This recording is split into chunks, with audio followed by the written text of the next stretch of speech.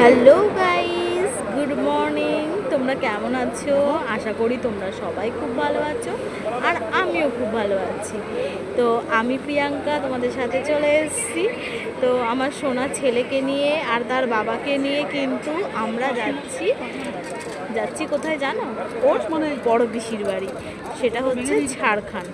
তো ঝাড়খণ্ড তো অনেকটাই দূর, তো আমরা কিন্তু সব কিছু প্যাকিং করে নিয়ে 10টার মধ্যে বাড়ি থেকে বেরিয়ে গেছি। আর মাঝেরহাট লোকাল ধরে আমরা কিন্তু চলে এসেছি বিবাদীবাগ। তো বিবাদীবাগে এসে দেখো লঞ্চে উঠেছি। তো লঞ্চের যে আবহাওয়াটা সেটা তোমাদের কি বলবো, হাওড়ায় পৌঁছাতেই আর ইচ্ছেই করছিল না, মনে হচ্ছিল যেন যে এখানেই থেকে যাই, যে এই লঞ্চেই মনে হয় সারাদিন ঘুরি।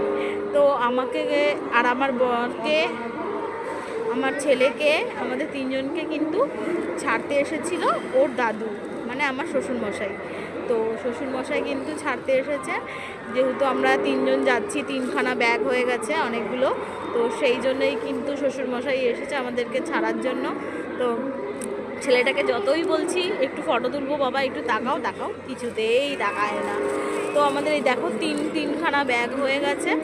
তো তিনটে ব্যাগের মধ্যে একটার মধ্যে খাবার দাবার তো আছেই, যেটা আমরা কিন্তু রাত্রে আর দুপুরে দুবেলার খাবার করে নিয়ে এসেছি।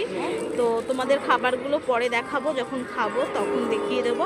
যেহেতু একটু তাড়াহুড়ো ছিল, সেহেতু কিন্তু আমি কিন্তু খাবারগুলো তোমাদের আজকে আর দেখাতে পারলাম না। তো যখন খাবো তখন নিশ্চয়ই তোমাদেরকে দেখাবো।